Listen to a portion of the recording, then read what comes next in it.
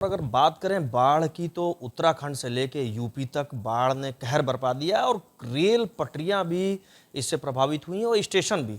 हमारे साथ पूर्वोत्तर रेलवे के मुख्य जनसंपर्क अधिकारी पंकज कुमार सिंह हैं। इनसे जानते हैं कि किस तरह के हालात हैं और किस तरह से इसे नियंत्रण किया जा रहा है। सर, बहुत बहुत स्वागत है आपका एबीपी लाइव में। किस तरह से जो पटरियां और कहीं स्टेशन भी इसके चपेट में आए बाढ़ के, तो कैसे आप लोग इसको बंदोबस्त कर रहे हैं और कहाँ कहाँ ऐसी लाइनें प्रभावित हुई? 7 और 8 तारीख को जो भारी बारिश हुई और बाढ़ की स्थिति बनी, स्पेशली जो हिमालय का तराई रीजन है, टनकपुर का एरिया है, लाल कुआं का एरिया है, और उसकी वजह से वो पानी जो ढलान पे नीचे आता है, पीलीभीत के आसपास की लाइनों को भी उसने डैमेज किया। और ये भारी बारिश और बाढ़ इसने सभी तरह के यातायात को प्रभावित किया। उसमें रेलवे भी अछूती नहीं रही। इसमें लाल कुआं यार्ड में हम लोगों ने देखा कि किस प्रकार से यार्ड में पानी बहुत ज़्यादा आ गया था, उस पूरे क्षेत्र में आ गया था, पूरे टाउन में आ गया था। इसी प्रकार से बाजपुर यार्ड जो लाल कुआं काशीपुर खंड पर स्थित है। फिर उसके बाद जो खटीमा एक स्टेशन पड़ता है पीलीभीत और टनकपुर के बीच में, वहाँ पर बहुत ज़्यादा पानी, वाटर लॉगिंग की स्थिति थी, रेन कट्स वहाँ बन रहे थे। फिर पीलीभीत से एक लाइन आती है माला से शाहगढ़ की तरफ, तो माला शाहगढ़ के बीच में एक ब्रीच भी हुआ था, कटान भी हुआ था वहाँ पर, और पीलीभीत के से शाही के पास एक कटान हुआ था। तो इस प्रकार कुल 6 ऐसे खंड थे हमारे इज्जतनगर डिवीज़न के जो इसमें अफेक्ट हुए थे, जहाँ यातायात बाधित हुआ था। सबसे पहले लाल कुआं काशीपुर और लाल कुआं काठगोदाम को ठीक किया गया। वहाँ पे जो संरक्षित संचालन, ट्रेन संचालन के लिए जो रिक्वायर्ड कार्य हैं वो पूरे किए गए। इसके बाद से जो पीलीभीत से टनकपुर की लाइन है, खटीमा का जो पोर्शन था, वहाँ रेन कट्स और जो बाकी प्रॉब्लम थी उसको दूर किया गया। इसके बाद से पीलीभीत शाहजहाँपुर की जो लाइन थी उसको ठीक करके वहाँ भी ट्रेनों का संचालन शुरू किया गया। अब हमारे 2 खंड ऐसे हैं जहाँ पे अभी भी रेस्टोरेशन का कार्य चल रहा है। उसमें से एक माला और शाहगढ़ के बीच में एक ब्रिज हुआ था वहाँ पर, और पीलीभीत और शाही के बीच में एक ब्रिज हुआ था, वहाँ पर इन दोनों जगह कार्य चल रहा है। और मानसून और बाढ़ के पहले जो तैयारियाँ रेलवे करती है कि बोल्डर्स को हम लोग इकट्ठा करके वैगन्स पे भी रखते हैं और ग्राउंड पे भी रखते हैं। अभी स्थिति वहाँ ऐसी है कि सभी यातायात के जो मार्ग हैं वो कट गए हैं, तो वहाँ मटेरियल पहुँचाना भी अपने आप में चैलेंज है। तो ऐसे में रेलवे ने अपने वैगन्स में पहले से लोडेड मटेरियल, बोल्डर्स और सिंडर्स वहाँ पर पहुँचाए हैं दोनों स्थानों पर, और रात दिन कार्य चल रहा है। रात में भी हमारे जो श्रमिक हैं, जो हमारे रेलवे के कर्मचारी हैं, वो वरिष्ठ अधिकारियों के निगरानी में वहाँ पर कार्य कर रहे हैं। बिहार की अगर बात करें तो बिहार में भी बाढ़ काफ़ी है, तो वहाँ किस तरह का प्रभाव दिखाई दे रहा है रेलवे के ऊपर? अभी रेलवे की अगर बात करें, पूर्वोत्तर रेलवे की, तो अभी केवल हमारा यही खंड है जो प्रभावित है, जो उत्तराखंड के समीप है, और जिसमें से पीलीभीत का जो क्षेत्र है वो ज़्यादा प्रभाव पड़ा है, क्योंकि जो फुट हिल्स पे बारिश हुई वो ढलान की वजह से बहुत तेज़ी से नीचे आया, और वहाँ पे कई वाटर टैंक्स भी हैं, यानी कि जो रिजर्वायर टाइप के होते हैं जहाँ पानी इकट्ठा रहता है, बराज जिसको आप बोलते हैं, वहाँ से भी पानी छोड़ा गया है, जिसकी वजह से वहाँ बाढ़ जैसी स्थिति बनी है। भारी बारिश भी वहाँ पे रिकॉर्ड की गई है, रिकॉर्ड बारिश हुई है। तो इन सभी कारणों से वहाँ बाढ़ जैसी स्थिति बनी है, और वहाँ पे हम लोग पूरी तरह से 24 आवर्स कार्य कर रहे हैं जिससे कि रेस्टोरेशन जल्दी हो सके।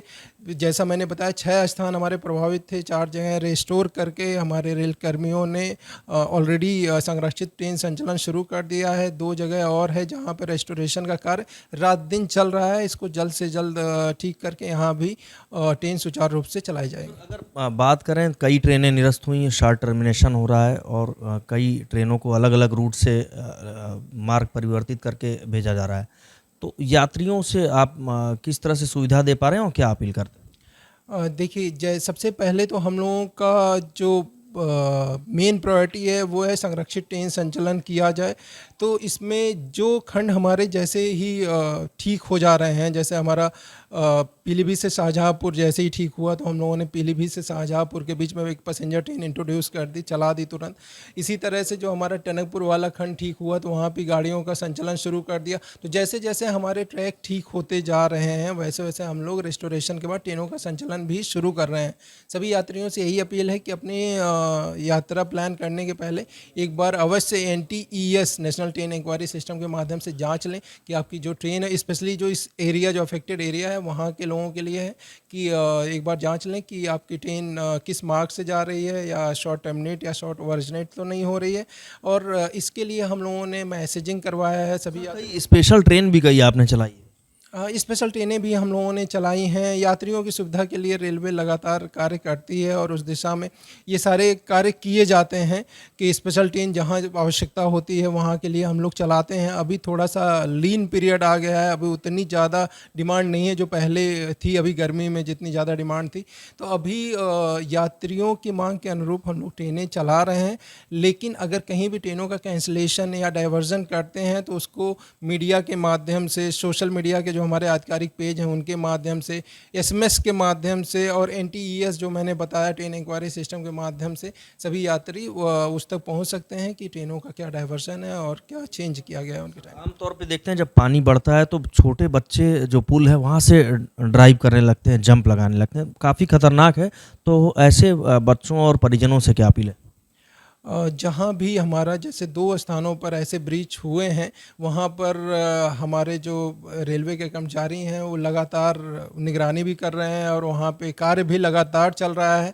लेकिन फिर भी जो इन जनरल ऐसे ब्रीचेस की जगहों पे देखा जाता है कि बच्चे, बाढ़ का पानी आता है तो वहाँ पर कहीं ना कहीं तैरने की कोशिश करते हैं। तो परिजनों से अपील है कि ऐसे स्थानों पर ये पता नहीं होता है कि कितनी गहराई है। जो नॉर्मल नदी होती है, नॉर्मल जो पोखरे होते हैं जहाँ बच्चे तैरते हैं, वहाँ ये पता रहता है कि वहाँ गहराई कितनी है, तो वहाँ ऐसा करना तो ठीक है। बट ऐसे स्थानों पर जहाँ बाढ़ आई हुई हो, ब्रीच हुआ हो, कटान हुआ हो, वहाँ ये पता नहीं रहता है कि पानी की गहराई वहाँ कितनी है। तो ऐसे स्थानों पर बच्चों को ना जाने दें और सबकी सुरक्षा के लिए ही सरकार कार्य करती है और वो हम लोग भी कर रहे हैं। सावन भी आने वाला है, तो सावन को लेकर किस तरह से आप लोग तैयारी कर रहे हैं? चूँकि स्पेशल ट्रेनें भी चलाई जाती हैं, पूजा स्पेशल ट्रेनें, तो NER की तरफ से किस तरह की तैयारी? बिल्कुल, सावन में हम लोग भी ट्रेनें चलाते हैं, स्पेशली बाबा धाम के लिए ट्रेनें चलती हैं और उसका शेड्यूल बनाया जा रहा है। बहुत जल्द हम लोग स्पेशल ट्रेनों की डिटेल आप लोगों तक पहुंचा देंगे। और सावन में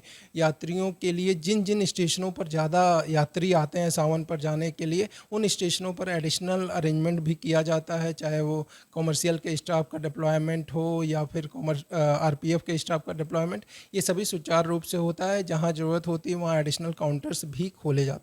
देखिए, सावन स्पेशल ट्रेनें भी चलेंगी और इसके साथ ही बाढ़ है, तो बाढ़ में किस तरह से जो ट्रेनें कैंसिल हो रही हैं उनका संचलन, और जहां पे रेल पटरियां प्रभावित हुई हैं उनके संचलन को दुरुस्त करना, उसके लिए NER पूरी तरह से लगा हुआ है। लेकिन लोगों से अपील भी है कि जो पुल हैं, रेलवे पुल हैं, और वहाँ से जो बच्चे कूदते हैं, अपनी जान जोखिम में डालते हैं, उनके परिजन और खुद बच्चे भी इस चीज़ का ध्यान रखें, चूँकि जो उस नदी की गहराई है और बहाव है उसका अंदाज़ा नहीं मिलता, और अपनी सुरक्षा खुद उन्हें करनी चाहिए और इसलिए वे अपनी खुद परवाह करें और ऐसे खतरे उठाने से बचें।